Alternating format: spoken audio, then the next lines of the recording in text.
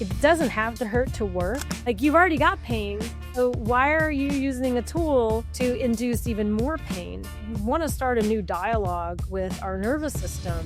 And if I may, with the follow-up, because I'm sure a lot of folks listening, they're athletes and like me, like plantar fasciitis. I'm just grab a lacrosse ball, I'm rolling my foot on it, or I have this foam roller with the spikes, and I like a deep tissue massage, and I'm like, get in there. How is this softer approach more beneficial than the aggressive approach some folks listening might be accustomed to? It doesn't have to hurt to work. It doesn't have to hurt to work. Like, it's just that simple. Like, you've already got pain, so why are you using a tool to induce even more pain? We want to start a new dialogue with our nervous system. That light touch or tender touch, that doesn't mean it's not deep. In fact, in research, and I talk about this in my book, when they use a soft medium compared to a hard medium, so they were comparing, this is Leonid Bloom and Mark Driscoll, by the way, we're comparing like the inducement of pressure into tissue. And so they used wood, they used like bone, they used tire rubber, and then they used soft, squishy, like rubber. I can't remember the lightest squishy one, but it's kind of like my yoga tune-up balls. This is the gorgeous ball yoga tune-up balls, or a solid squishy rubber. But what they found was that the stress transfer, and by the way, when we're touching into a body with a tool, this is the transfer of that physical stress from the object. So we call this a stress transfer medium. Did you know that, folks? Massage tools are actually a stress transfer medium. Yeah, in the engineering space. So they have these are like engineer guys, and they're looking at this as it relates to tissue. So the stress transfer medium that had the softest amount, that was the softest tool, actually had the most tissue displacement. That's really important. So the lacrosse ball, these harder, but did you know that a lacrosse ball is the same hardness as a bowling ball? It's the exact same physical hardness, right? Just like when you run on asphalt, it's very different than running on concrete. What would you rather run on, asphalt or concrete?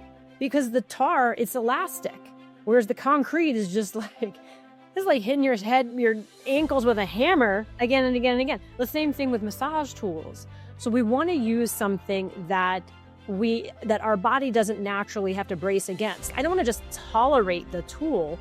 I want to have a therapeutic response. And so I and you, every athlete, every individual needs to find that implement where they feel a melting quality, a merging of tool, nervous system, and individual. So while I am going to continue to tell you, like, a soft tool is supreme, I also acknowledge there may be those deviant bodies out there where a harder tool is where they actually feel the safest, they feel the most comfort. But if, when you're rolling, you find other parts of your body going on lockdown, for example, you start rolling, you stop breathing, right? You're like, you're holding your breath to grin and bear it.